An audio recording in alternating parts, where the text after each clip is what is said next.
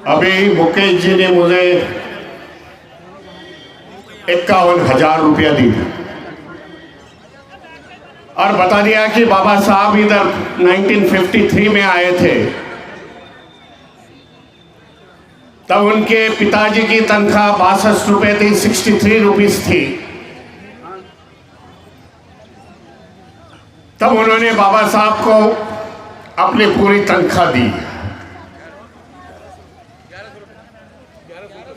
1100 रुपया दी थी।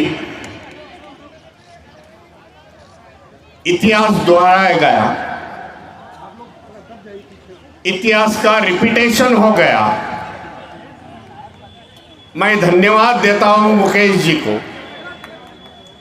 कि 51,000 की जो राशि है और मैं बुद्धिस्ट सोसाइटी ऑफ इंडिया के बैंक के खाते में डिपॉजिट करूंगा और उसकी पर्ची में भेज दूंगा कि जो पैसा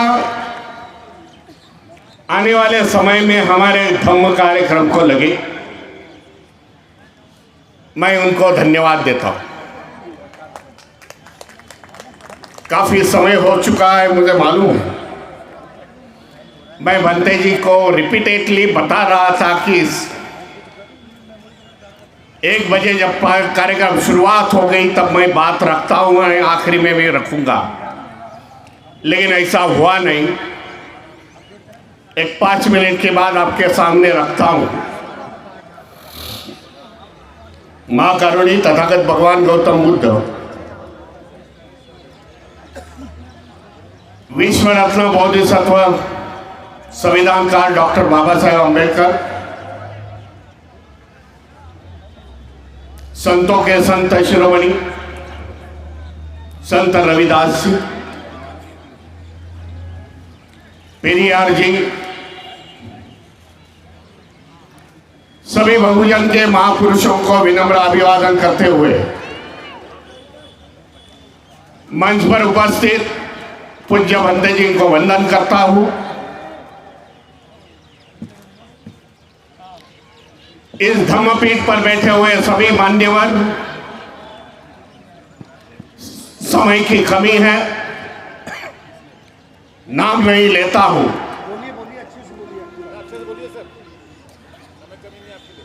और उपस्थित मेरे भाई और बहनों, धन्यवाद देता हूं। सुबह से 5 घंटे से आप यहां बैठे हैं।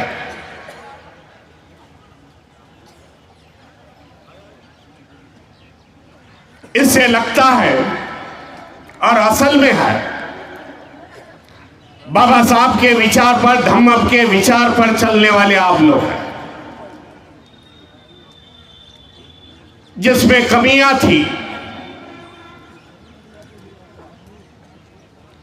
वो यहां से उठ के निकल गए।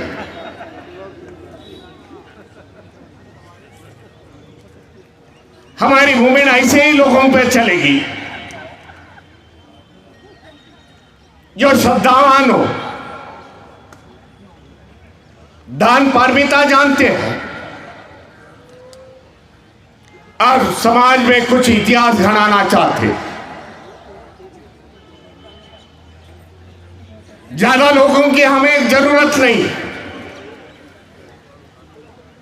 चंद लोगों में हम लोग बाबा साहब के गांधी, बाबा साहब के विचार, भगवान बुद्ध का धम्म हम लेके जाएंगे।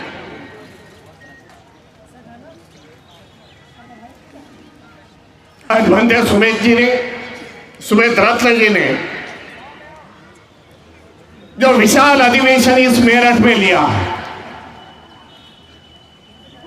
सुबह में संख्या काफी थी, लेकिन भंते जी ने मुझे बताया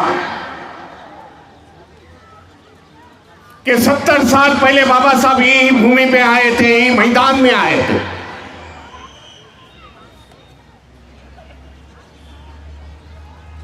बाबा साहब ने यहां बातें रखी, प्रबोधन पर भाषण किया। मैं समझता हूं आपके पुरखे वहां उपस्थित हो गए। आज ये तो आपकी तीसरी पीढ़ी होगी, आप इस मेरठ भूमि पे है जो ऐतिहासिक भूमि में समझता हूं।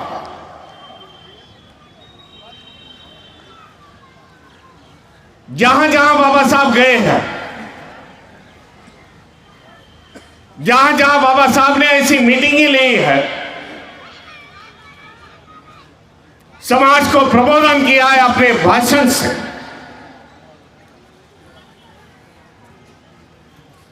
वहां के लोगों की तरक्की हुई है। इसलिए मैं देख रहा हूं ये मेरठ के लोग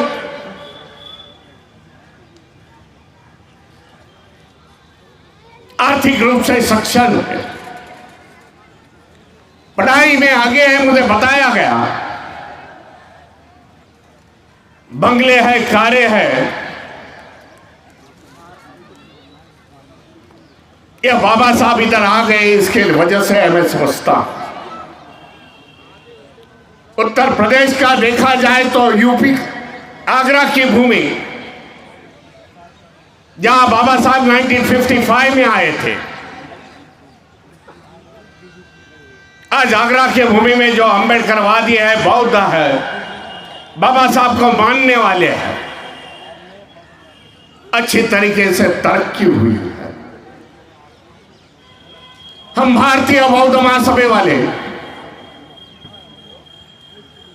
जो बाबा साहब ने निर्माण की है बुद्धिस्ट सोसाइटी ऑफ इंडिया, जिसकी बाबा साहब ने स्थापना की, जिस संस्था से बाबा साहब उसके प्रेसिडेंट थे, जिस संस्था के बैनर से बाबा साहब ने इस देश में धम्म क्रांति की, और कुछ लाख लोगों को जो महाराष्ट्र से उन लोगों को धर्म परिवर्तित किया, और वहां से इस देश में,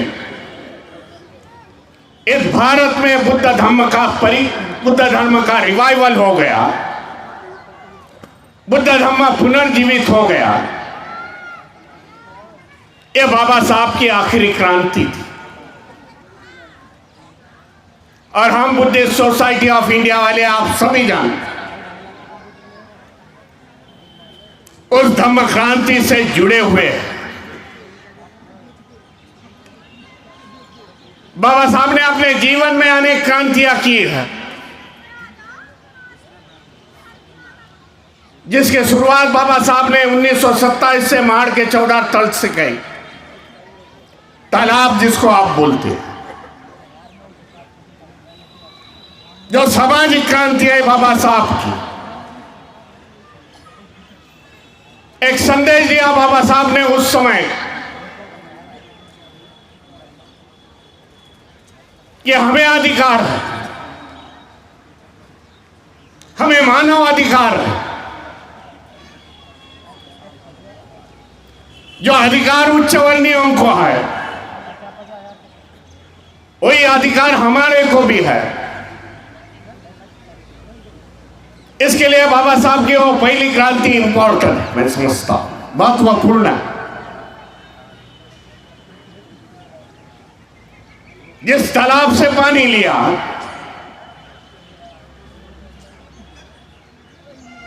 लोगों को कॉन्फिडेंस आ गया, धैर्य आ गया वहां लोगों को कि हम पानी, वहां तालाब का पानी प्रशासन कर सकते, हमें वो अधिकार कायदे से मिला हुआ है। 1927 में ये बड़ी सोच थी, वहां से बाबा साहब का क्रांति का मसला आगे चल गया। फिर बाबा साहब ने शैक्षणिक क्रांति की, राजनीति की क्रांति की, कॉलेज निकाले, पार्टीज निकाली, पॉलिटिकल पार्टी निकाली, शेड्यूल कास्ट फेडरेशन, और आखिरी में बाबा साहब ने धम्म क्रांति की।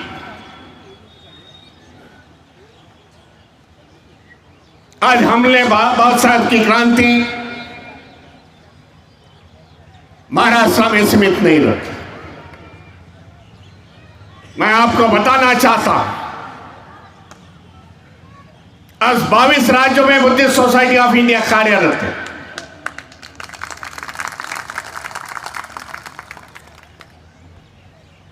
और सभा सम्मेलन के माध्यम से नहीं, सभा सम्मेलन होते जाते हैं, एक विचार देता है वक्ता, यहां के वक्ते। आज भी मैंने देखा बड़े बड़े वक्ते ने विचार अच्छे दिए, लेकिन मेरी सोच है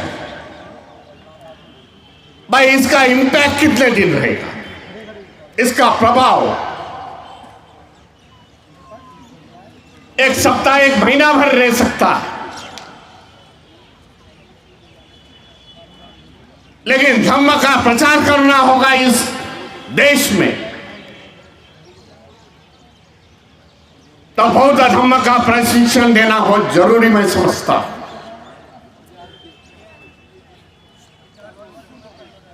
जो प्रशिक्षण से हमारे संस्कार कैसे होने चाहिए, शामलेर से माध्यम से, शामलेर बनाने से महिलाओं को प्रशिक्षण देके, बाल शामलेर को प्रशिक्षण देके, इस प्रकार के 24 प्रशिक्षण हम लोग देते हैं बुद्धिस्ट सोसाइटी ऑफ इंडिया। उसमें डेवलपमेंट, ह्यूमन डेवलपमेंट के प्रोग्राम है, व्यापार विभाग का प्रोग्राम है। इसमें इस तरीके से हमें आगे बढ़ना पड़ेगा इस देश में। भाई समय आ चुका है, मेरे पहले वक्तों ने भी बता दिया, मौर्या जी ने बता दिया अभी, कि आने वाले समय में हम लोग कुछ करोड़ों लोगों की इज्जत देश में धर्मांतरित करेंगे। सिलसिला चालू है, अनेक राज्यों में अनेक कायदे बने हैं धर्मांतर के विरोध में। मौर्या जी गवाह है इसमें, बनते सुमेत रत्न जी है, जिन्होंने गुजरात में जाते सौराष्ट्र सूरत शहर में 1000 लोगों को धर्मांतरित किया। गुजरात आप समझते हैं गुजरात की भूमि क्या है, मनुवादी का गढ़ है, लेकिन आज लोग बौद्ध धम्म के और आ रहे हैं। हम क्या उनको बुलाने के लिए नहीं जाते, लेकिन लोग आज आ रहे हैं बुद्धिस्ट सोसाइटी ऑफ इंडिया भिक्खु संघ के साथ। हमें बौद्ध धम्म में आना पड़ेगा, हमें दीक्षा दे दो, इस प्रकार की मांग आज देश में।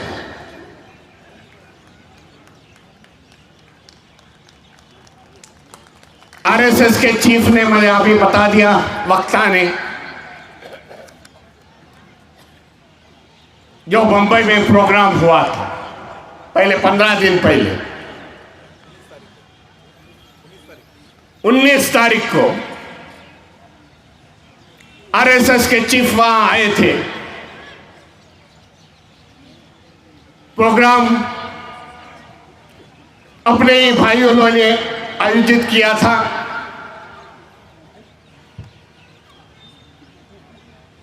हमारे इधर महाराष्ट्र में चर्मकार भाई बोलते हैं, उनको चर्मकार समाज के लोग थे।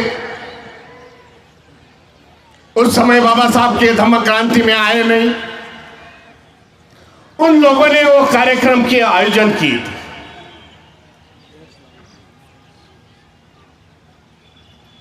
और अंबेडकर भवन के बाजू में जो उनका हॉल है, वहां पे उसका कार्यक्रम था। जो आयोजन करता थे वो अंबेडकर मूवमेंट से जुड़े हुए थे और उन्होंने बात रखी कि आने वाले समय में आरएसएस के चीफ बैठे थे, वो बाजू में बैठे थे। आयोजनकर्ता के अध्यक्ष ने बता दिया कि हम लोग आने वाले समय में बाबा साहब के धम्म क्रांति के साथ जाएंगे।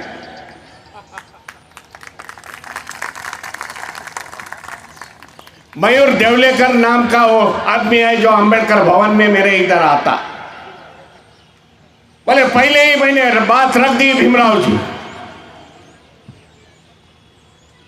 कि आने वाले समय में हम लोग बाबा साहब के धम्म क्रांति के साथ जाएंगे, क्योंकि आपके लोग हैं, उच्च वर्णीय लोग हैं, हमें अछूत समझते हैं। जो भी हम आज पढ़े लिखे हैं, लेकिन धम्म की भावना से हमें नीचे तबके के समझते हैं। इसके लिए हमने आने वाले समय में प्रयास करना है कि बुद्ध धम्म में जाएंगे। फिर उस समय आरएसएस के चीफ ने बता दिया कि इसकी समीक्षा होनी चाहिए, ऐसा नहीं था ओरिजिनल में। आपको बताना चाहता हूं, यह समझ में आ गया, यहां के सत्ताधारियों को समझ में आ गया, यहां हिंदू समाज के जो संगठन चल रहे हैं उसको समझ में आ गया है। जो भी आज विघटन होगा, लोग हमारे से निकल के जाएंगे। बौद्ध धम्म के सिवाय उनके पास कोई रास्ता नहीं, क्योंकि पूरे देश में देखा जाए,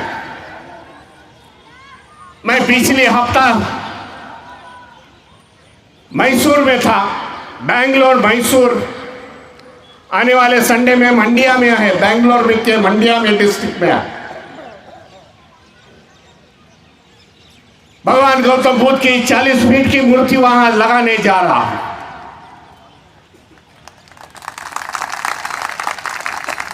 नॉर्थ और साउथ में मैं काफी अंतर समझता। साउथ में बाबा साहब को मानने वाले काफी हैं और दबंग स्वभाव के लोग हैं वो।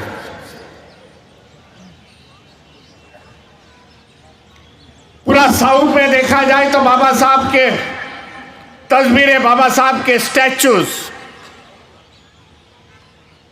हर चौराहे में बाबा साहब का स्टैचू है।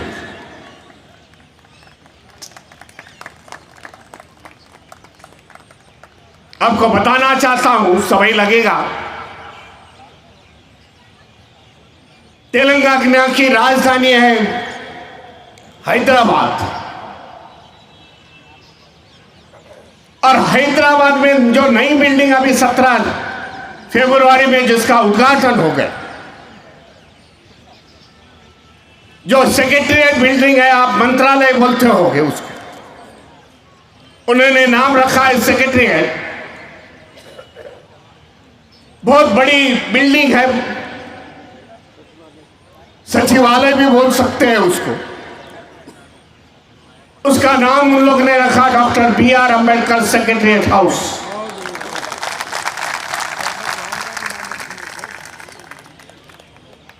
पंद्रह माले की बिल्डिंग है, करीब करीब ये मैदान से वो मैदान तक उसकी लंबाई है। इमारत भी ऐसे उन्होंने सेक्रेटरीट हाउस निर्माण किया है। हुसैन सागर में भगवान गौतम बुद्ध की बड़ी प्रतिमा है। जब सेक्रेटरी हाउस का मंत्री कोई सेक्रेटरी बाहर आता है, पहली नजर भगवान गौतम बुद्ध की मूर्ति पर जाएगी। इस प्रकार का नियोजन आने वाले समय में 125 फीट की मूर्ति, डॉक्टर बाबा साहब अम्बेडकर की मूर्ति वहां हम लोग लगाने जा रहे हैं। क्योंकि मैं 15 दिन पहले वहां देख के आया हूं। बाबा साहब की मूर्ति का आधा काम हो गया है। इस प्रकार से मूवमेंट अब साउथ में चल रही है। बाबा साहब को मानने वाले लोग वहां ज्यादा है। सरकार पर दबाव रहता है और वो समाज के लोग जो शेड्यूल कास्ट है, शेड्यूल ट्राइब है, ओबीसी है, आज बहुत धर्मांतरित होने जा रहे हैं। इस माध्यम से मैं समझता हूं आने वाले समय में एक बाजू में भारतीय बौद्ध महासभा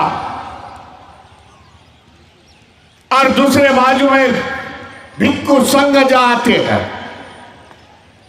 हम जब साथ साथ चलेंगे बाबा साहब की धम्म नीति लेके, अधिक लंबा नहीं, जो बाबा साहब ने एक्सपेक्टेड किया था इस देश में, यहां के शेड्यूल कास्ट, शेड्यूल ट्राइब, वंचित समाज के लोग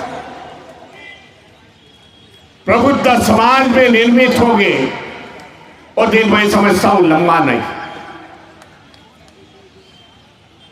आने वाले समय में जब हमारा धम्म का फाउंडेशन बड़ा हो जाएगा, मजबूत हो जाएगा, साथ साथ बाबा साहब की राजनीति, बाबा साहब की समाज नीति, बाबा साहब की आर्थिक नीति को हम लोग न्याय देने का इस देश में प्रयत्न करेंगे।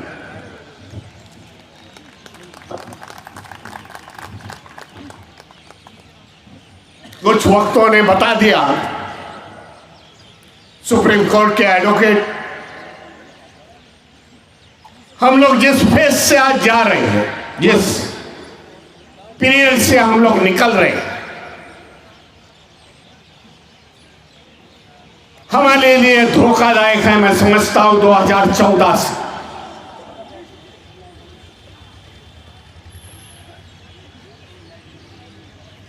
जो बाबा साहब ने आज प्रावधान किए थे संविधान में, जिस बाबा साहब के संविधान के माध्यम से हम लोग की आज बढ़ोतरी हो गई और संस्था आज उद्ध्वस्त हो गई है, तसमस कर दी है। आने वाले समय में यही सरकार, ये विचारधारा की सरकार आती है तो काफी दिक्कतें हमारे सामने खड़ी हो सकती है। बाबा साहब ने बोला शिक्षित बनो, हमारा समाज शिक्षित बन गया, डॉक्टर इंजीनियर बन गए, आईएएस अधिकारी बन गए, सरकार में अधिकारी पद बन गए। उन्होंने देख लिया कि बाबा साहब ने जो ऐलान किया था शिक्षित बनो, इन लोग शिक्षित बन गए।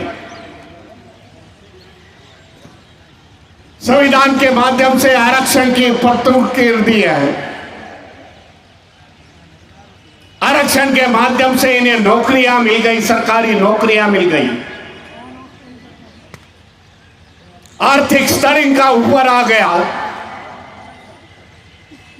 सामाजिक स्टेटस मिल गया। इसके लिए इनको दबाना पड़ेगा। यह दबाने की राजनीति आज देश में चल रही है, सीधे सीधे नहीं, लेकिन छुपे मार्ग से बाबा साहब की क्रांति दबाने का काम इस देश में चल रहा है।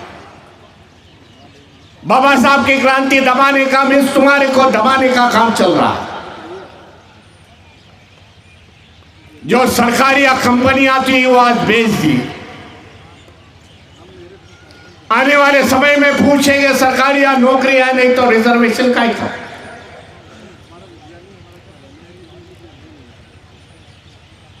इतने पढ़े लिखे हैं लेकिन रिजर्वेशन नहीं है। प्राइवेटाइजेशन में हमारे लिए बहुत थोड़ा सेक्टर हमारा प्राइवेट सेक्टर में जा सकता है। एजुकेशन के मार्ग से ये वंचित समाज आगे जा रहा है। एजुकेशन सिस्टम इतनी महंगी कर दो यहां की फी कि लोग अफोर्ड नहीं कर रहे, लोग परवड़ेगा नहीं, इस तरह की राजनीति चल रही। बताना चाहता हूं 2024 में एजुकेशन का बिल पास हो गया, उसका कायदा बन गया। कोरोना की महामारी में और एजुकेशन बिल इतना खतरनाक बिल है, यहां मजदूर का लड़का मजदूरी बनाएगा, इसकी सिस्टम उन लोग ने तैयार की। और उनका डॉक्टर का लड़का डॉक्टर बनेगा। मुझे आश्चर्य लगता है कि एजुकेशन बिल पर कोई बात क्यों नहीं करता। लेबर बिल है, लेबर का कायदा बन गया कोरोना की महामारी में। 1942 में बाबा साहब ने जो कामगार कायदे बनाए थे, वाइसरॉय काउंसिल में जब मिनिस्टर थे तब पूरे खत्म कर दिए। इंप्लीमेंटेशन आज आया नहीं, 2024 में बैठते हैं तो इसका इंप्लीमेंटेशन हो सकता है। इस तरीके का माहौल आज देश में है। दुनिया की में देखे जाए, सरकार देखी जाए, दुनिया की बात कर रहा हूं, वहां की सरकार सोचती है भाई मेरे नागरिक, मेरे सिटीजन ऑफ मेरे कंट्री के, उनकी प्रगति कैसी होगी, वो आगे कैसे निकल जाए, यहां की सरकार सोचती है। यहां के शेड्यूल कास्ट, बौद्ध, वंचित समाज के लोग, ओबीसी समाज के लोग फिर से इनको दबाया कैसा जाए, ये सोचती है। यह फर्क है इन दोनों देशों में, दुनिया के देशों में नहीं, हमारे देशों में। इसलिए आने वाले समय में जिसका गौर किया, इलेक्शन का आने वाले 2024 में जनरल इलेक्शन, बाबा साहब ने हमें वोटिंग का अधिकार दिया है। 1 वोट 1 वैल्यू। जो अंबानी इंडस्ट्रियलिस्ट वोट करेगा उसका जितना वैल्यू है उतना मजदूर का होगा। आने वाले समय में हमें देखना पड़ेगा, जो संविधान में मानने वाली पार्टियां, जो महापुरुषों का सम्मान करने वाली पार्टियां, हमें उसे ही सेंटर में बिठाना पड़ेगा। यह हमारे भविष्य का, मैं समझता हूं, फैसला होगा। आने वाले पीढ़ी के लिए हमें सोचना पड़ेगा। बाबा साहब तो सब कुछ हमें देके गए, ऐसा नहीं होना चाहिए कि बाबा साहब ने दिया नहीं, हम लोग ने गंवा दिया। इसके लिए बताना चाहता हूं, बाबा साहब के क्रांति के साथ साथ आपकी तरक्की हुई और कुछ न कुछ कंट्रीब्यूशन इस समाज को देना पड़ेगा। मैं पैसे की बात नहीं कर रहा हूं, लेकिन अपना कंट्रीब्यूशन होना चाहिए राजनीति में, समाज नीति में, कि यहां की सरकार बदल जाए और और संविधान को मानने वाली सरकार उधर बैठ जाए। ऐसा नहीं हुआ तो आने वाली नस्लें पूछेगी आपको, जब संविधान धोखे में था, बाबा साहब आपको सब कुछ देखे गए, तो आप क्या कर रहे थे? ऐसा सवाल आने वाली पीढ़ी आपको पूछ सकती है।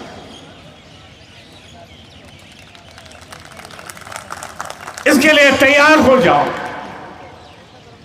आने वाले क्रांति के लिए, क्योंकि ये बाबा साहब ने उस जमाने में बाबा साहब ने बताए, बाबा साहब ने बताया मैं क्रांति करने जा रहा हूं। दीक्षा भूमि से 14 अक्टूबर 1956 में जब एक क्रांति होती है, जब एक प्रतिक्रांति होती है, ये बाबा साहब ने उस समय दोहराया था। आज मैं समझता हूं ये प्रतिक्रांति वाले ऊपर उठ के आ गए। उस समय तो बाबा साहब अकेले थे, आज हम लोग लाखों करोड़ों में हैं। इस प्रतिक्रांति को हम लोग ने दबाना चाहिए, यही बात रखता हूं। आने वाले समय में कुछ चंद महीनों में जनगणना होने जा रही है, सेंसस बोलते हो। उस समय भाई सेंसस के अधिकारी आपके पास आए तो धम्म का कॉलम है, उसमें बौद्ध लिखना न भूलना, और जाति के कॉलम में कौन से जाति से आप बिलोंग कर रहे हैं, कन्वर्ट हो गए, और लिखने की जरूरत है। मैं समझता हूं क्यों हमें दिखाना है। राजनीति की बात नहीं, पर बाबा साहब की धर्म क्रांति इस देश में बरकरार। बाबा साहब की धर्म क्रांति तेजी से जा रही है। हम इस देश में करोड़ों वासी लोग हैं जो बौद्ध धर्म से, बौद्ध विचारधारों से है। ये हमें बताने का एक अवसर, मौका है। मैं समझता हूं जो प्रतिक्रांति के लोग हैं उनको दिखाना पड़ेगा कि बाबा साहब की क्रांति अधिक गतिमान इस देश में हो रही है। जाति का कॉलम में लिखने का प्रयास इसके लिए है कि हर एक स्टेट में जो समाज कल्याण का फंड रहता है, सोशल वेलफेयर फंड, और उस जाति पर निर्भर करता है। उस जाति में नहीं लिखेंगे तो ये फंड कम हो सकता है, वेलफेयर स्कीम हमारी कम हो सकती है। इसके लिए लिखना बहुत जरूरी है। मैं समझता हूं ज्यादा समय न लेते हुए मैं भंडे जी को धन्यवाद देता हूं, सुमित रत्न जी को, भंते हर्षवर्धन जी को। बड़ी बात रखी उन्होंने। हमारे सामने कई चुनौती है। महाबोधि टेम्पल का प्रश्न हमारे सामने है। हमारे बौद्धों के हाथ में वो विहार आना चाहिए, उसके लिए राजनीति सपोर्ट लगेगी। इस देश में बौद्ध संस्कृति हमें निर्माण करनी है। ये देश भगवान गौतम बुद्ध का देश है, ये प्रतिमा हमें निर्माण करनी पड़ेगी। इसके लिए अभिमान से बोल दो हम लोग बौद्ध है। गर्व की बात नहीं करेंगे। गौरव ये शब्द मेरे लिए उचित नहीं समझता हूं, लेकिन अभिमान से आने वाले समय में बोल दो कि हम लोग बौद्ध समाज से हैं। हम इस देश में फिर से समता, न्याय, भाईचारा, करुणा का संदेश लेके आने वाले हैं। आप सभी इतने देर तक रुक गए, मेरे वाणी को सुन ले। मैं आप सभी को धन्यवाद देता और वाणी को विराम करता हूँ। नमो बुद्धाय, जय भीम, जय संविधान।